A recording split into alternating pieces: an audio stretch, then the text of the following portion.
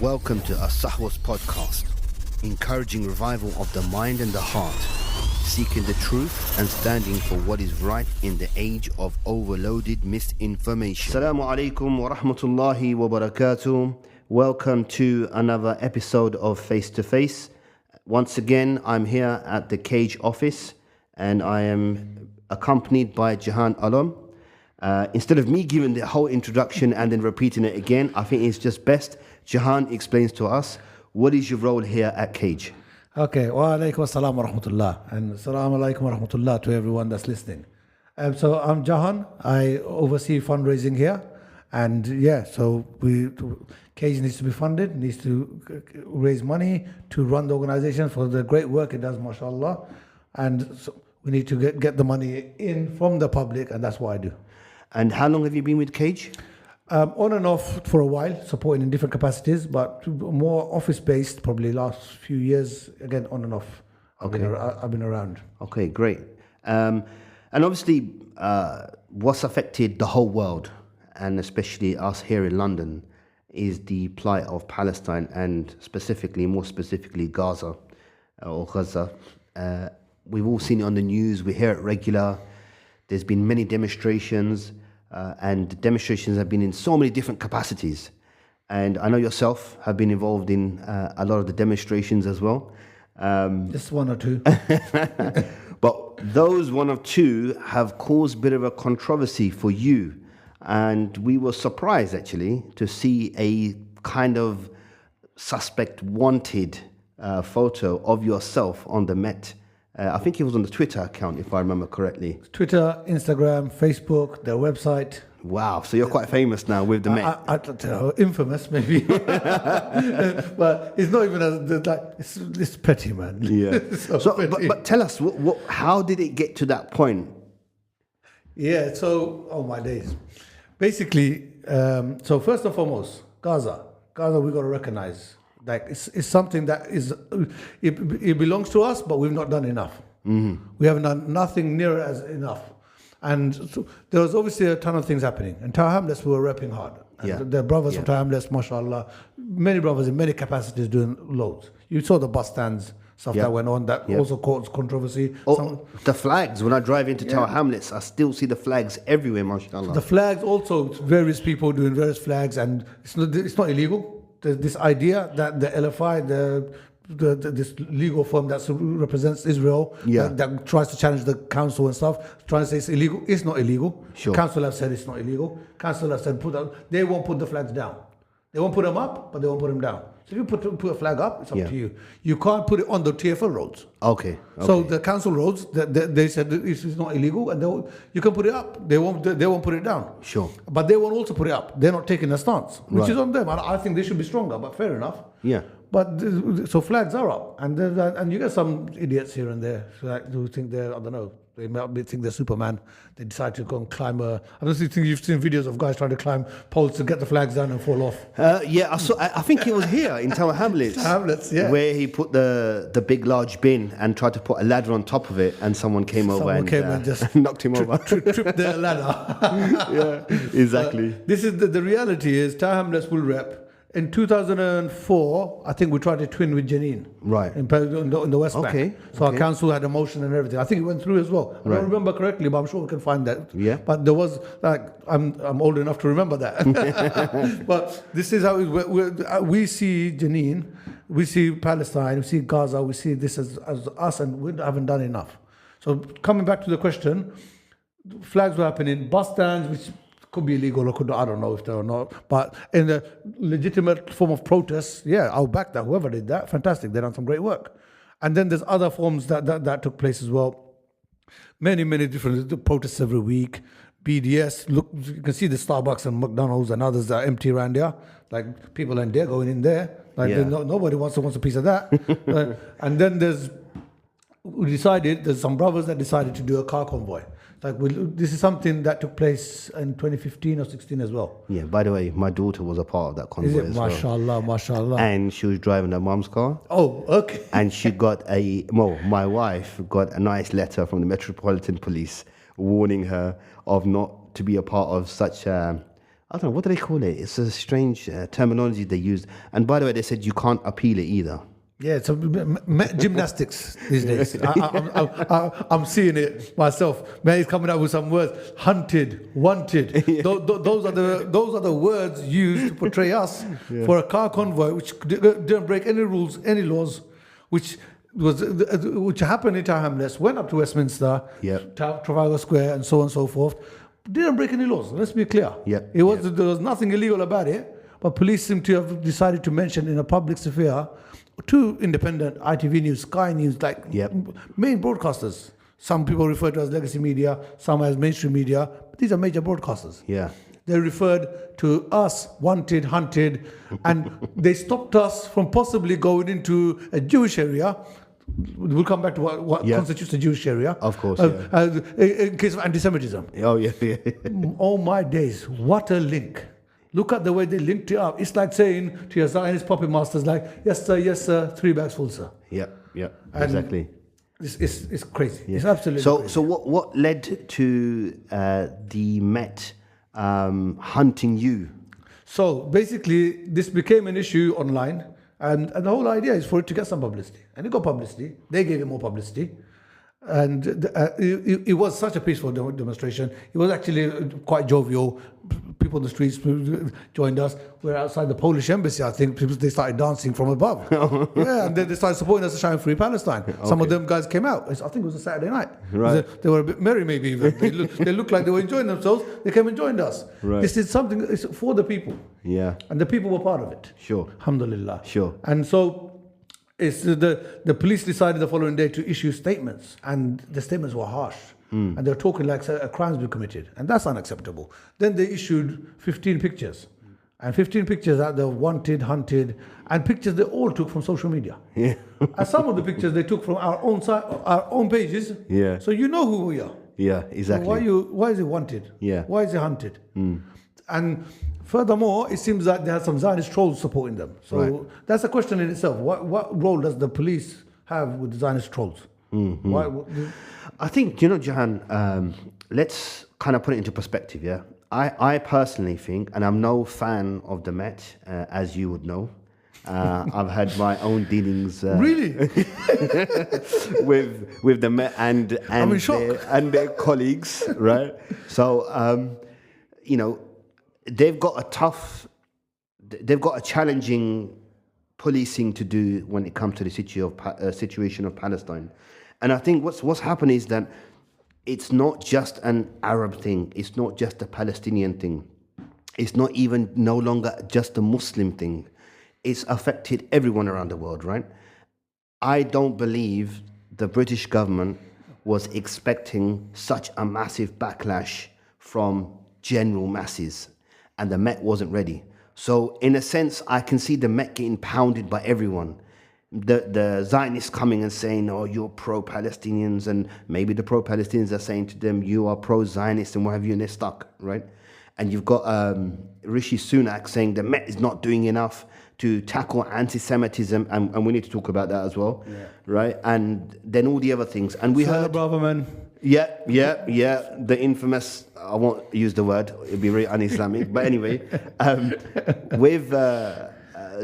was it last week when the Met, stated that it's not anti-Semitic to say from the river to the sea? They've said it a few times. Right. They've had to come out a few times because the Zionist media trolls come and pressure them and try to tell the Met, because they're so used to telling them. Yep. And Met has listened on occasions. Absolutely. Yeah, of course. And they just tell them, this is anti-Semitic, this is a criminal act. Yeah. But you have the police who enforce criminality, telling you it's not criminal, and you seem to know better with your four supporters on Twitter. Yeah, exactly. This is what it is. A lot of these accounts are bots. Yeah, they have a verified tick. They have only 4 or 5 followers. That's right. But it's a part of their strategy is to divert you into this kind of crap. Yeah. But addressing the Met.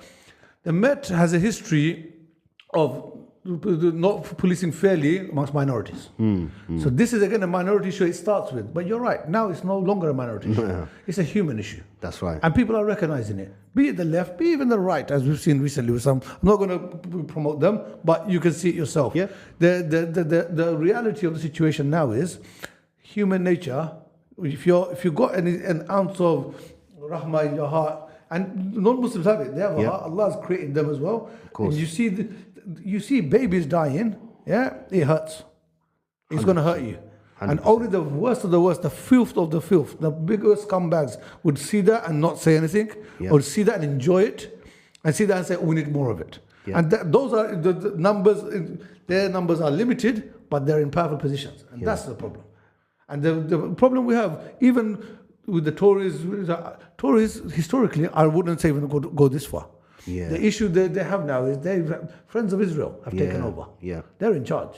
If you see how many of them are funded, the campaigns are funded, Labour now as well. So it's not about just Tories, it's both parties in charge. The Met is, you're right, under immense pressure. Yeah. And they're trying to hold a balance, but sometimes it's way too far. They're going to fold. They're going to have to fold. They're going to have to take a side, we like it or not. And careerists. Yeah, of course. Remember, because the careerists everywhere. Yeah. And if your career is better for you to be a pro-Zionist, and you don't have skin in the game. Yeah. Which way Jahan, we've seen it. In the capitalist world. Yeah, but we've seen it with the politicians, how they have changed their stance on the issue of Palestine, just like that, right? And a lot of it is to do with who is funding you. If you look at the amount of money that the Zionist organizations here in the UK, in fact, forget the UK, the US, you're talking about $20 million, $30 million, 10 million, you're talking about millions of dollars funding the Republicans or the Democrats. It's not even that. The recent one that came out in October was Rashida Tlaib. They wanted to put AIPAC. Yep. Let's be clear with who we're talking about. AIPAC wanted to put up a candidate against her because she's Palestinian by heritage and she's supporting Palestine. Yep. Even though I think she condemned Hamas and stuff like that, she's gone even that far. But they wanted to put a candidate up against her. One congressman offered him 20 million. Wow. One congressman. Wow. And he came out and said, like they've offered me 20 million. I think he's a black guy. So they try to cover minority bases and all of that. Yeah. They're not even supporting the party with 20 million, bro. One candidate. Wow. To remove one candidate, they're willing to do that. Yeah. So money talks. And they have a lot of money. Let's be honest, I know that there's a lot of conspiracy theories that Jews are controlling the world, Jews are controlling the media, but there is an element of truth to this fact. Look at the Rothschild family. We've known for many years on how the Rothschild family funded the forming of Israel as a state and was funding throughout the centuries of trying to put some sort of state together. But Jahan, I want to bring your attention to something today, which I was really shocked and surprised about. This morning, my phone is obviously buzzing all the time with alerts from various news outlets, and I got a message from Middle Eastern Eye, and it said something about an American soldier. So I thought, okay, let me click onto it, and then when I looked, that interested you? I'm surprised. Well. It was the title which said American soldier outside an Israeli embassy in the US, and I thought, what's going on here?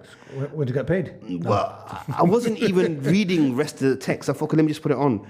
And he's talking about, I'm going to do the most extreme protests, etc.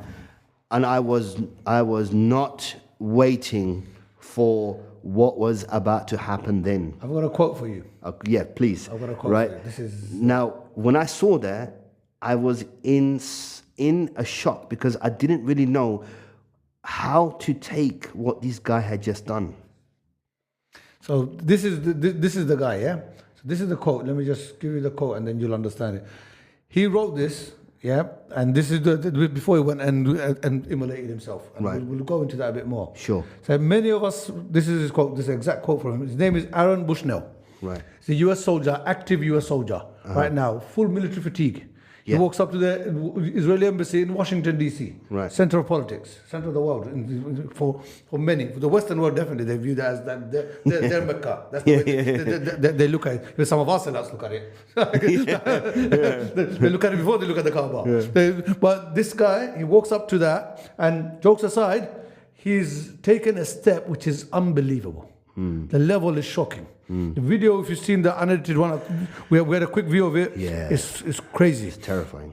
And he has his values. We have ours and stuff. But his values of I can't take this anymore, is something else. Yep. So this is his quote, and then we'll come back to him. Sure. It says, many of us like to ask ourselves, what would I do if I was alive during slavery, or the Jim Crow South, or apartheid? What would I do if my country was committing genocide? The answer is, you're doing it right now. End quote. Wow. This is his quote he wrote before he went, and on camera he said a lot more. Yeah. He's Free Palestine all the way while he's been burnt alive. Yeah. And as you saw in the video, he can't stand in one spot. The Nope. fire's taken over. His words still come out of his mouth. Ya Allah. Those words, Free Palestine, still come out of his mouth. And you have inhumane people around him. We have a guy pulling a gun on him and pointing a gun at him. And you're like, what are you doing, man? And you have another officer who's got a bit more of a heart. He says, like, we don't need a gun. We need a fire extinguisher. Exactly, yeah. But this is the people, the reality is, first question that came to my mind was, what was he asked to do that he felt he has to take this step? Yeah. So there's one thing watching it, viewing it, and that's enough as it is, because we've seen so much. Yeah. 30,000 babies, kids dead, yeah? Yep. These guys, when you say hashtag baby killers, they go crazy. That's what they are. Yep. Yeah, you're going crazy because literally the truth hurts. Yeah. But there's probably another 5 to 10,000 under the rubble. Yeah. That is painful enough. He's viewing this. He's seeing that they are playing a role in it. He's part of the army. Yeah. He knows that the role the army is playing. We've heard of all the rumors and some stuff we've seen of Americans being boots on the ground in Gaza. Yeah. Seen Americans as dual citizens, quote unquote. So now they've got an Israeli passport and they're fighting in Gaza. Yep. Was he asked to go to Gaza? Was he asked to go support the Israeli genocide of Gaza through other means, like do from the ships and stuff by providing intel? What was he asked to do? Like it crossed the line from so much that he had to light himself up. Yeah. Like the man lit himself up. Yeah. Remember the Arab Spring started from a guy lighting himself up in Tunisia. That's right. Yeah. He lit himself up. Yep. Yep. And this is not a minor thing. No. You know in Islam how big it is. Yeah. Killing yourself is huge. But for someone to take that step, a human being, look how weak we are as human beings. We just have a prick and we feel the pain. We got cold. We have a cold and a man flu. But this is the reality. We're weak. Yeah. But for you to knowingly take that step to go, okay, do you know what? I'm going to put myself on fire because I can't take this anymore, watching all these kids die. Yeah. This genocide happening, and I'm a part of this. Yeah. And his comments are crazy. And I think apart from physically seeing what is going on, and thanks to social media, and even though social media is trying to curb the pro-Palestinian stance, and we should name them, Facebook, Instagram, even Twitter now, yeah? So there's not much out there that you can't say is not trying to curb it. There is another reality to it, and people are beginning to see hypocrisy, damn right hypocrisy, and we can compare that to Ukraine. Ukraine, for the last 2 years, has been under siege by the Russians. The question to ask is, how many civilians have died in 2 years in Ukraine? It's about 540 kids in 2 years. Yeah. That's the figure I saw just last weekend, I think, 530-something kids. And in 4 months in Gaza, how many children have died? 13,000 plus. And that's what we know of. This is another figure. This is all that's been registered by the hospitals. Yes. The people that didn't make it to hospital. Exactly. A lot of people were buried, not making it to hospital. Others are still under rubble. So this is a minimum figure. Yeah. This is a minimum that we know of. Exactly. But Ukraine is a good point that you raise. Yeah. Because do you know there was a protest march for Ukraine this weekend? I heard something, and I only just about saw it. What? Like you didn't hear that the Russians were scared to go out? They were fearful. They saw so many flags. It scared them. They were banned from London for the day. No, didn't hear anything. Well, I thought that's why it's part of protest. Okay. If you go and protest against a country, there are people are not allowed to come out. They're scared. But even if not the people, because you can't conflate Jews with Israelis. Israeli actions with Jews, because that's anti-Semitic. Yeah. But then if you have a protest against Israel, why are Jews not allowed to come out? Why do they feel that they can't come out? Yeah. But you see what I mean? Obviously, I'm using sarcasm to raise the point. Yeah. Like, there was no concern for Russians to come out. Yeah. They were out. They're doing what they do. Go about the day. Ukraine having this protest. Alhamdulillah, go for it. Yeah. You have something to protest about. Do it. In fact, there's no negative publicity. About 2-3 weeks ago, I saw a Ukrainian scholars they came out with a joint statement and said, we are in support of the Palestinian people. Oh, Ukrainian scholars, yeah? Yeah, Ukrainian scholars, Okay. yeah. So I was a bit taken aback by that, right? So when I continued watching the interview, and one of the scholars from Ukraine said, we feel the plight that the Palestinians are going through because of what they've been through for the last 75 odd years. So I was like, wow, that's a bit shocking there, because your prime minister, your president, is in support of Israel in what he's doing. It's Muslim scholars or... No. I mean, what I mean by scholars is like in scholarship in terms of academics. Okay. Yeah. Really? Yeah, non-Muslim academics, yeah.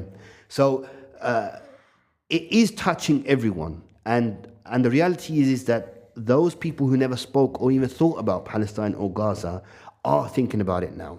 Okay, and they want to do something about it. We've heard numerous people have lost their jobs because of speaking up for Gaza, for Palestine.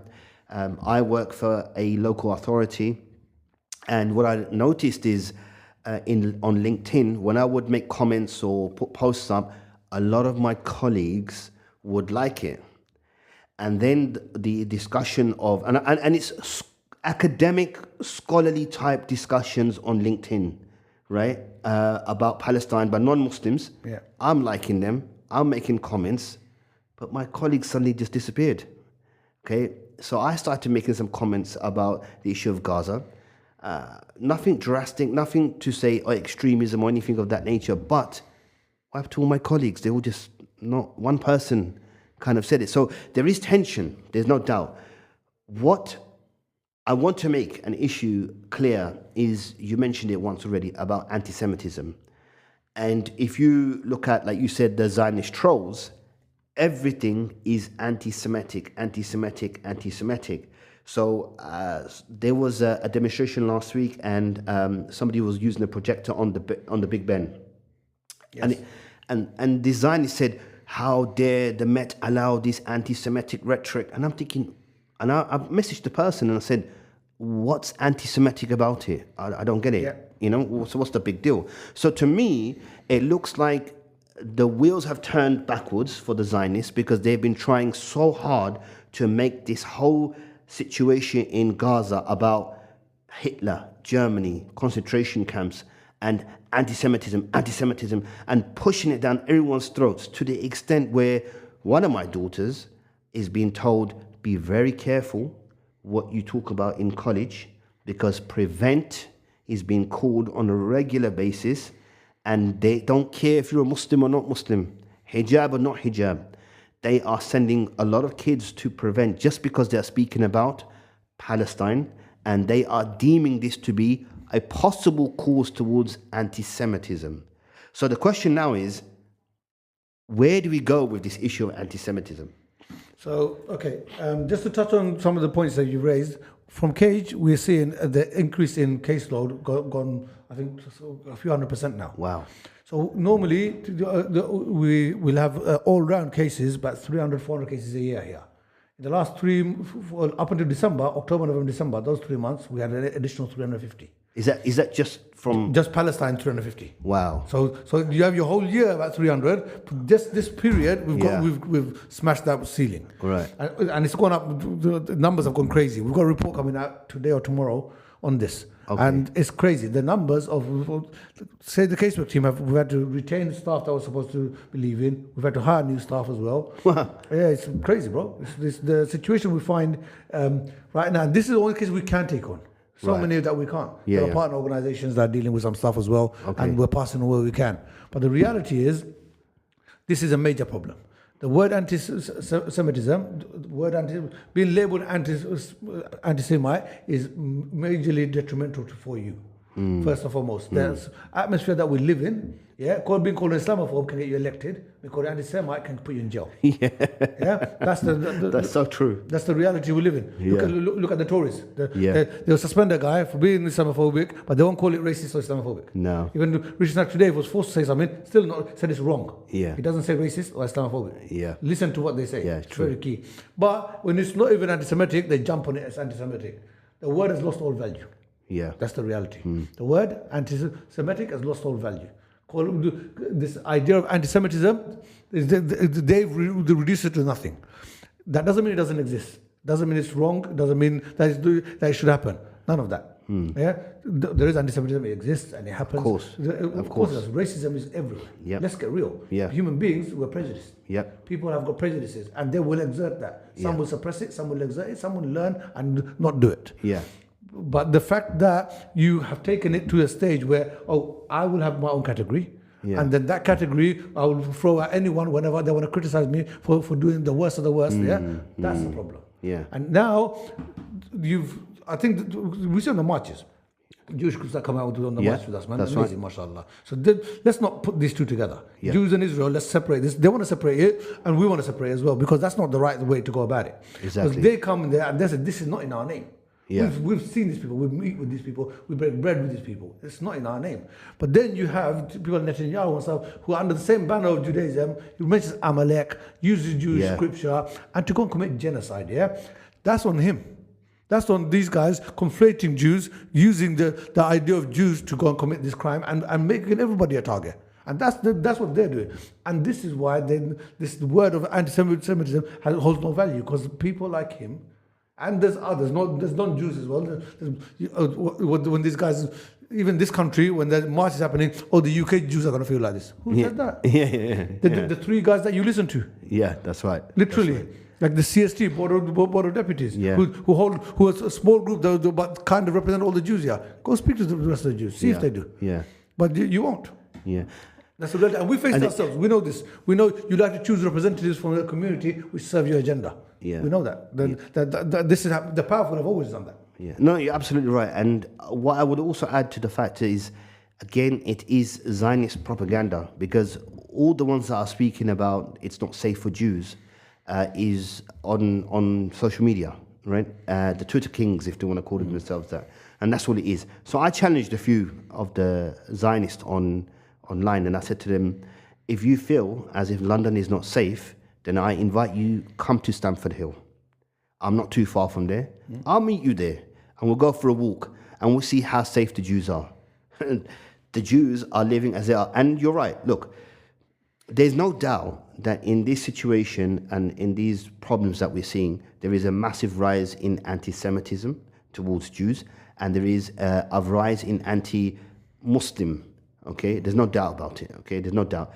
And yes, if you go to certain areas, and I'll give an example, Hendon, a Jewish Zionist population. Okay, there was 2 Muslim girls who were coming from army cadets. Clearly, they were in hijab, but with their army kind of cadet uniform, right? And they stopped at a bus stop. Now, the bus stop had the pictures of all the kidnapped hostages by Hamas, yeah? And as all them were up, they were looking at the bus stop. As they were looking at the bus stop and looking at the posters, some men, okay, if you want to call them that, which they don't really have much manhood, these Jews, Zionists, they came over and accused them of trying to take it off. Then a crowd grew. So the girls ran. The girls, 15, 16 years old, I think they were. They ran into a shop. The guy in the shop said, get out of my shop. Instead of saying, leave the girls alone. And then I heard that they were harassed, and some of them, beat some of the girls as well. So we know there's a rise. And this would always happen. When 9/11 happened, Muslims were under a lot of attack, a lot of siege.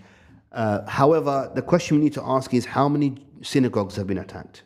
How many Jewish organization buildings have been vandalized? It's the other way around. We know mosques have been vandalized. We know 2 bomb threats here at Islamic Mosque. Oh, perfect. Yeah, exactly. Yeah. So that says it all. So the notion of anti-Semitism is not there. You know, by the way, I did challenge one Zionist. I said, when you mention anti-Semitism, it's not based upon religion, because someone who is a Semite is based upon language. And Semitic is who? The one who speaks Hebrew, Aramaic, Arabic, yeah? It's from that area, right? Right. Yeah. And even areas around Western Africa, up to Malta, they all speak some sort of Semite language. So to specifically say, if you are discriminating against a Jew, that's anti-Semitic, but what about if you're discriminating against an Arab? Are you still not anti-Semitic? And the answer is yes. But if you look at the police definition of anti-Semitism, it mentions about background, but specifically says the Jewish Yeah, so I think on this, that's a technical point. Yeah. But I think on this, I wouldn't get too drawn on it too much. Because Sure. the technicalities of this, if we separate it, they face something that once upon a time that's Yes. happened, and there is an element that they have got issues, that people do attack them, and that's happened. Bottom line is, though, if they want to word that for something specific, it should be specific. But keeping that open, using it as and when you like, for what purpose, that's the problem. Exactly, yeah. So if anti-Semitism is just for Jews and stuff, no problem. I don't personally have a problem with that. Okay. But if you're then going to be using it willy-nilly, like, oh, Israel's been attacked, don't say anything because that's going to be anti-Semitic. So you're abusing that. Yeah. So if you're going to abuse that, then people will say, okay, technically, that word actually, if you're going to widen the scope to Israel, then why is it not widened to the people? Yes, Because then the point of Arabs and stuff comes in. Yeah. Because then it's like, okay, but if you are actually going to stick to a certain remit, even if the word technically doesn't mean that, Yeah. or it's covering one area, not the whole area, it's understandable. Like, okay, but they've kind of put a remit around it, and we can live with that. That's not that wouldn't. I don't think anyone would have an issue with that. Sure. Especially when it's genuine and we see that. Yeah. We've seen it. Look at this is the man who even likes Jews that have been attacked by Jews. Yeah. You have the Zionist Jews attacking the religious or leftist Jews, and is that not an anti-Semitic attack? Yeah. Because he's attacking him for being a Jew for his religious purposes, and he has capitalist ideologies or genocide mindset. You see the Tel Aviv protests? Yeah. Massive protests. Yeah, Massive. yesterday. So the Zionists who want the genocide to go on, battering the religious Jews who don't want the killing of babies. Yeah. So is that anti-Semitic? Yeah, exactly. Yeah. What definition? Police, you want to tell us? If there's a British on this side and a British on the other side, who are you arresting? Yeah, that's right. That's right. But we know you're not arresting any of them because they can go and commit genocide and come back. Yeah, that's right. Well, you can't have a 15-year-old Muslim girl get dragged over to Syria and then, like, she's not innocent. Right, of course not. But a grown-ass man, sorry about the language, a grown man, he can choose to go and partake in a genocide wearing the uniform of a nation at war, which is not Britain, and he gets a free ride back. Yeah, absolutely. There is no doubt about the comparison at all. Hypocrisy is why we are where we are. I was coming to say that actually is how hypocritical we've seen the government stance on so many different things now, especially coming to Gaza. The strange thing is Keir Starmer.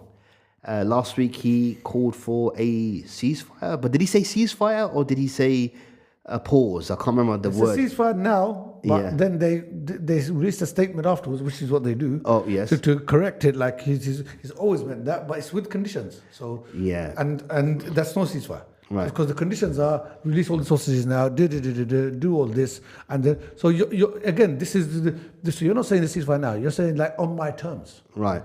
So there's a huge difference to that. So you're making it sound, it's politics. You're making it sound like I'm for a ceasefire, but you're putting conditions in place that's not going to make sure it doesn't happen. Yeah. So you're appeasing still the Israeli president. He was getting advice from before the vote last week. Yeah. Like this is admitted in public now. Right. He's even said like probably speaks to Netanyahu on a regular basis. Keir Starmer is worse, much worse than the Tories. No doubt about it. Yeah. The person he is, the lies he did to get into the place he's in, the amount of U-turns he's done, he's the absolute worst. And the reality is, the problem is, when people compare them and Tories, we know what Tories are. Yes. There's no doubt about it. He's pretending to be something else. That's right. That's right. He's meant to be your brother. He's supposed to be your brother, but he's not. He's poisoning your food. Yeah. He'll buy you food and he'll poison it for you. So that's that guy. Well, the other guy, you won't take food off him. Like this, as an analogy, that if you look at it, that's what this guy is not our friend. It's not one of us. And anyone that stands under him, even we have, for me, I'd go as far as to say we have Labour MPs who asked for ceasefires and stuff. We have the local ones as well. Not Rushnara, she's done, mate. She should be done at times. Apsana did, Apsana actually got a lot of love for the sister. She asked for it, but she can't stand under Keir Starmer. Yeah. That's the reality. Stand as independent, and everyone will back you, and you win, inshallah. And even if you don't, it's genuine. And they have mistreated her so much. I've mentioned this, so I'll say this. Yeah, of course. Yeah. What they've done to her is. Such as what, Jahan? They took her to the sister had to go through court cases for the apparent fraud and stuff. And she won these cases. Yeah, some sort of, I think housing or something. Oh God. The party wanted to push her out. Yeah. I think this is called a pro-COVID and stuff. Details I can't go into right now. Yeah. Her husband played a role. Her ex-husband. Yeah. In attacking her and all this. This stuff is a mess. The attacks, I think, political. I'm not talking about physical attacks. I don't know about that. Yeah. Politically, and then she won. She won all this, man. She went to court. The mental stress that she went through a lot. Yeah. And then they tried to push her out. And even they still might. For the elections, they don't want her there. But she's speaking up again for Gaza massively. But she's still standing under a Labour ticket. And this is not just for her, for all of the guys out there who stand under Labour ticket. You need to ask for Keir Starmer to go. Yes, that's right. You can't stand under Keir Starmer. Keir Starmer's Labour is not Labour. Yeah, that's right. Keir Starmer needs to go. Yeah. And then see what Labour Party is at for you to stand under them. Can I ask your thoughts regarding George Galloway? Because I heard he's back in politics. Yeah. Oh my days. Right. Firstly, do you think he's gonna make some sort of comeback? Is he gonna have an impact? And what do you make of the guy? All right. So George Galloway was our MP here in Tower Hamlets. Tower Hamlets, right? So I live in Tower Hamlets. Yeah. So George Galloway, back in 2000, after the Iraq War, we had Una King. So just a quick background. She stood in the House of Parliament under Tony Blair, and she voted for the Iraq War. Right. And when someone raised it with her, I don't recall exactly who, when someone raised it with her and said, like, your constituents won't like that, and she turned around and said, they can vote me out if they don't. Words to that effect. Like, this is what it was. She had a 10,000 majority. Right. Massive. Massive, like Rushnara has now. Right. Rushnara, I think, was her aide at the time. Yeah, wow. Yeah. This is it's like a different form of nepotism going on here. But yeah, so she elections came. We needed to run a campaign. None of us were experienced. Young guys at the time and stuff. There's so many other people there, my seniors. Yeah. Then they chose Galloway. I didn't heard much of him. I've seen a few fiery rants, the Saddam stuff and all of this stuff. And you're young, you're growing up, you're like, wow, this guy's like, he's at least talking up. Yeah. He's saying stuff. Nobody says anything. Good stuff. He's at least saying some strong stuff that nobody else says it. And because he's white, quote unquote, he can get away with it. We can't. Like, you're brought up like this. You see some of this. You see it in the media. You see it around school. Teachers are even telling you, you can't say that. So we were brought up like this. Right. And then this guy comes along, okay, he's actually talking our language. Yeah. Not knowing politicians how they can be, what they can do. Anyhow, for a campaign, he won by, I think, 2,000 extra votes, 10,000 to 12,000 to swing. He wins the election. He's in charge. Respect to her. And one of the things he said was, next election he won't stand. He'll get a local Bengali to do it. Right. So appease the Bengalis locally. Yeah. That never was a thing for me. Yeah. I think if you're the right person for the job, stick to it. Yeah, exactly. Yeah. And if you don't have to be a Bengali or not, I know a lot of Bengali is good for stuff and not so good for stuff. So it's not about that for me, to be honest. But there are capable Bengalis more than enough. So, so I'm all right with that. They didn't impact me at all. But that then. Very soon enough, we saw some of his antics, his behavior, Big Brother, and all of this. Meow. Oh, that's a soundbite for your ad for this. You know that? Jahan's got you meowing. Yeah. I will have to find that clip as well. Yeah, you're gonna. This is not the direction I thought this was going. Yeah, sorry about that. Anyway, but he did pull some moves, which these were stupid, silly things. Yeah. And again, this is not be all and end all. Silly, stupid things. He's now standing in Rochdale. I think so, North, He will win it. I don't think there's much doubt. The bookies have got him as favourite. Labour messed up with the guy. So he's standing as independent, right? As independent, I think. Yeah. Or he's named some party. Okay. Whatever party he's come up with this time. But he's going to stand. He's going to win it. The problem for me, the issue is he's anti-Labour, fantastic. All that is go good and stuff like that. He's pro-Assad. Yeah, he's pro-genocide. He's anti-genocide Palestine, but pro-genocide Syria. Not acceptable. Yeah, can never do that. This is not a compromise you can make. Yeah, I'm glad you brought that up because I was watching the ICJ arguments, and I was surprised to see China. They made a good argument, I've got to say. The only ones that made an argument about using violence. Resistance. Yeah, resistance. Yeah, armed resistance. Yeah, armed resistance. So I was a bit shocked about that. And then apparently yesterday... Doesn't apply to them. No. So I was going to come to that. So yesterday or today, there was one of the spokesmen from the White House. He mentioned about the Uyghur in China. And I was thinking, hey, what's going on here now? Yeah, I see it. So, what's your thoughts about China speaking up for Palestine? Well, you're going to get me in trouble with everybody today. But so the reality is, there are people out there, all these guys, there's so many hypocrites, and their agenda isn't principled. They're not there for them. They're not there for what's right or what's the best thing to do, and they're there for what's best thing to do for me. Yeah. And what's in my interest. So America will use Uyghurs against China. Doesn't mean that we don't support the Uyghurs. Uyghurs we have to support. They are brothers and sisters. They're going through. This is probably the silent genocide, if you want to call it like that. That's going on. The concentration camps, and we don't even know the extent of what's going on. Yeah. We've seen the videos of them spending houses them sending Chinese men into their houses where women are. What do you think's happening there? Yeah. And then we've had brothers testify on cage platforms about rape. Yeah, Uyghur brothers, these are our brothers. And the reality is what they're doing to our children, our women, our brothers, it's a next level thing. So China is no friend of ours. Yeah. But they have elements that they're doing in the Muslim world, and people are aligning with them.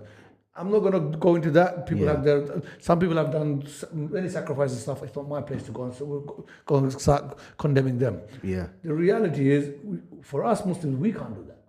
We, like with this Syria an issue with Galloway, Syria we can't throw under the bus just because it's Palestine now. Yeah. We can't do that. No chance. It's not possible. We can't do that. And it's not something we will do, inshallah. I personally, that's why with the Galloway thing, that comment I had to say, I can't let it go without mentioning that his stance on Syria is unacceptable. Yeah. And he's gone worse. He's not done. There are some guys who won't talk about Syria. Yeah. That's one thing. That I still don't like it, but maybe to a certain degree, until I speak to that person, I need to understand why. Yeah. But you've spoken on the other side. Yeah. Like what kind of like that? That's another level, and it's not acceptable. Yeah. But Rochdale, they're doing what they have to do. The other side of there's a new election coming very soon. That's it's right. a by-election. Yeah. It's going to be a full election coming very soon. So you guys have time to find someone proper. Yeah.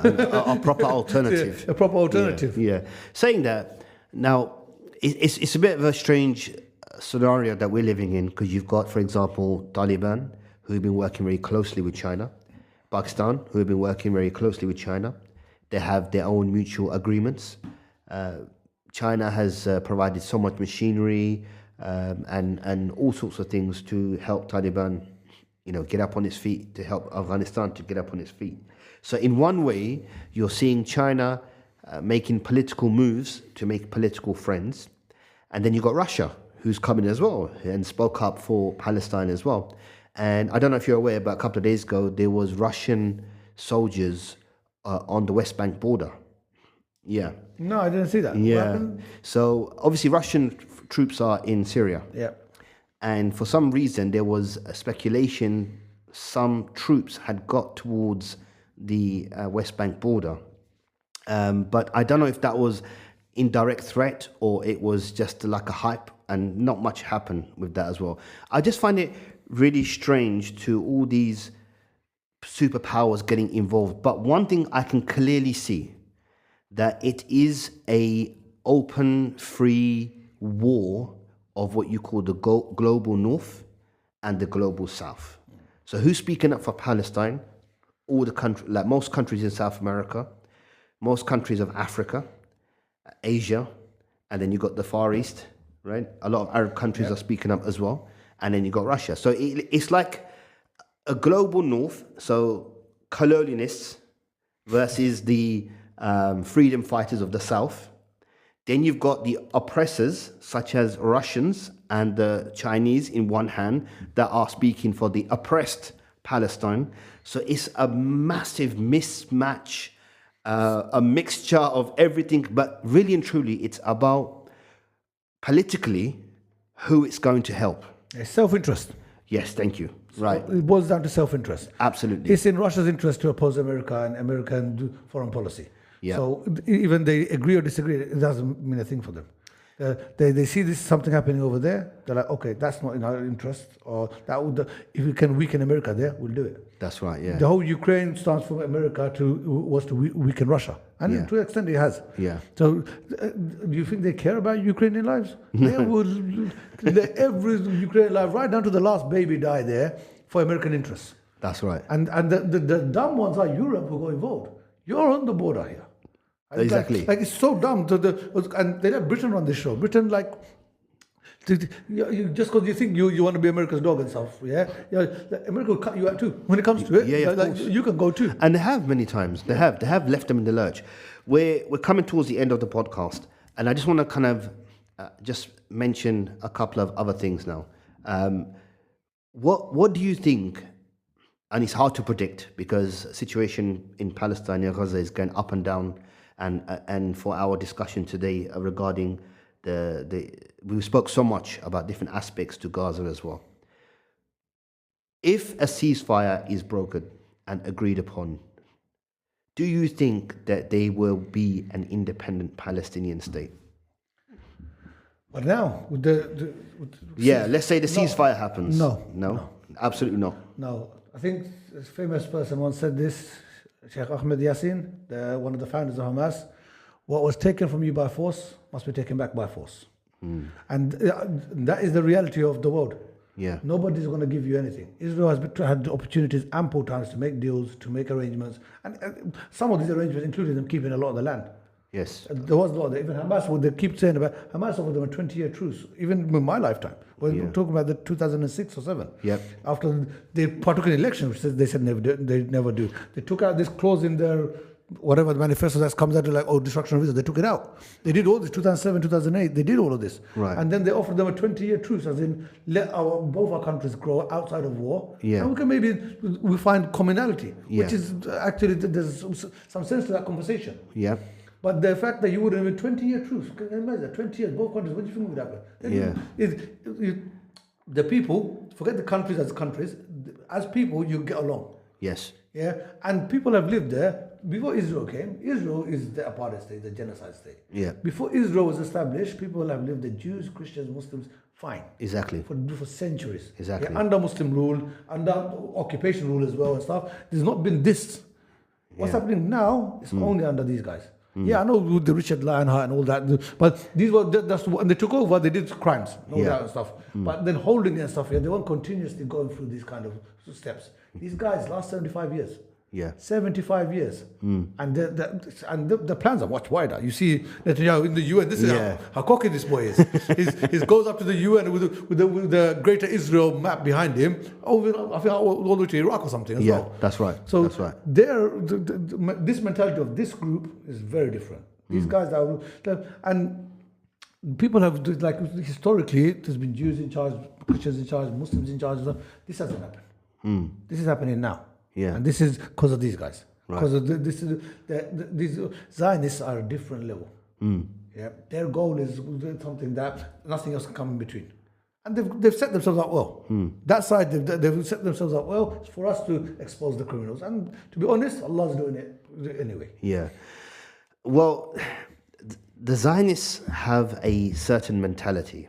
I wouldn't say it's all Jews. There's a podcast. No, Zionists, there's Christian Zionists. Yeah. There's Muslim Zionists these days. Yeah, that's right. That's right.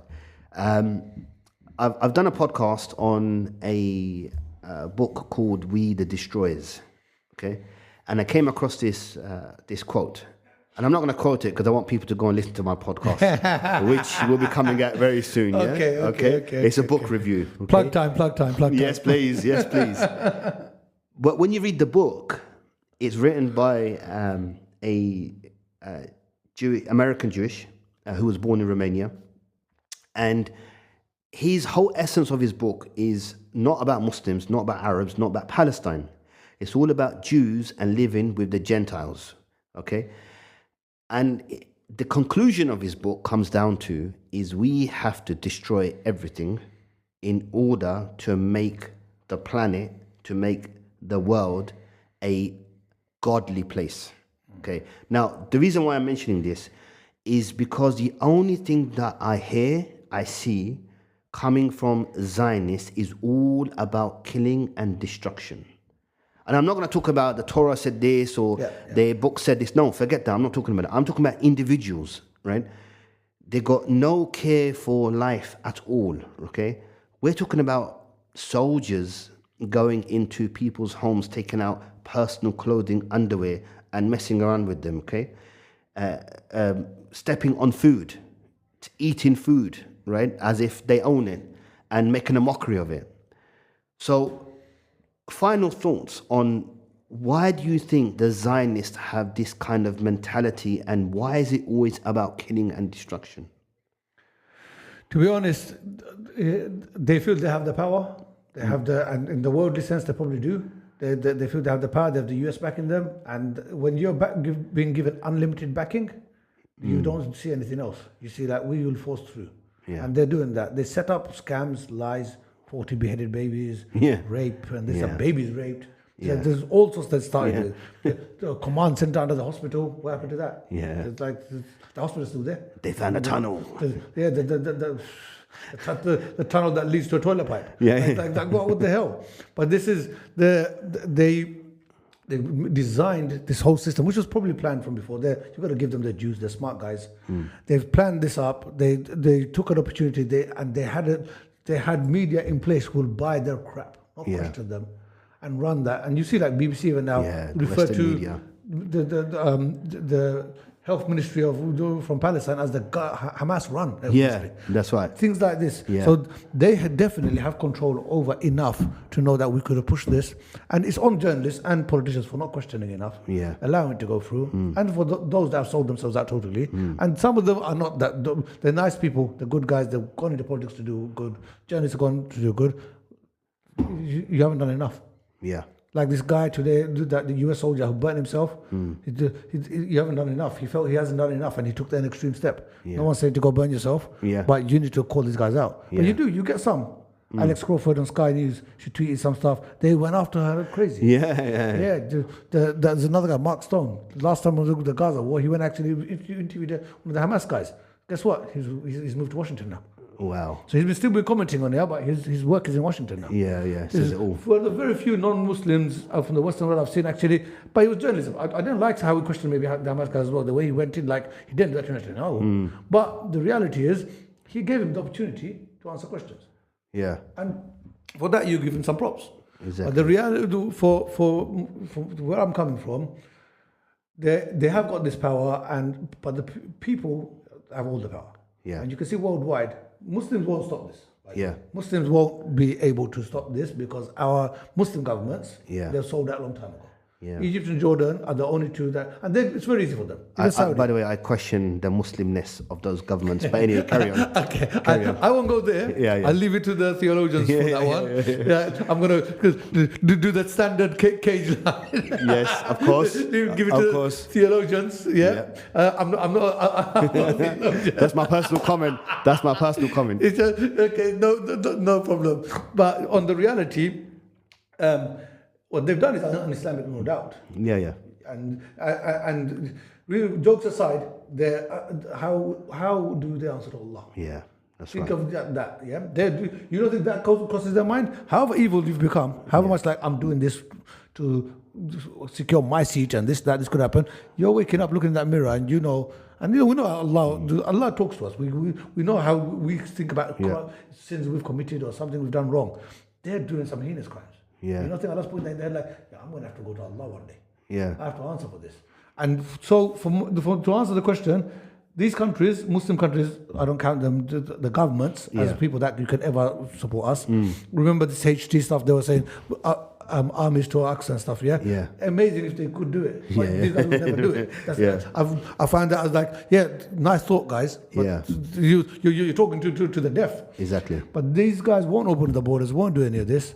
The reality is the non-Muslims who actually fund all this through the taxes and paying for goods, that's the difference that would happen, and that only happens when you shine a light there. And Hamas and the other resistance groups, be them classed as terrorist groups by the West or not, in actuality they have shone a light on the crimes that have been happening there. Absolutely. And that's still happening.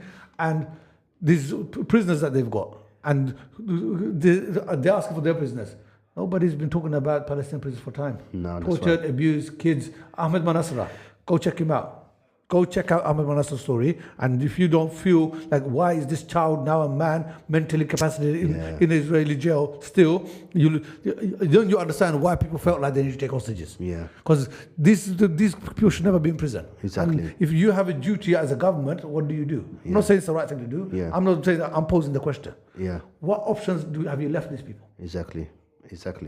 Yeah. And it's easy for me on the West to turn around and say, oh, this, that, the other. And one thing I do want to actually include in this podcast, condemnation thing.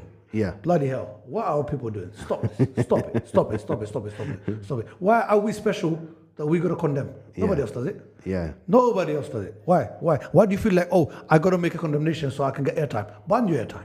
Yeah. Don't need it. You don't need anything where you got to throw another Muslim under the bus.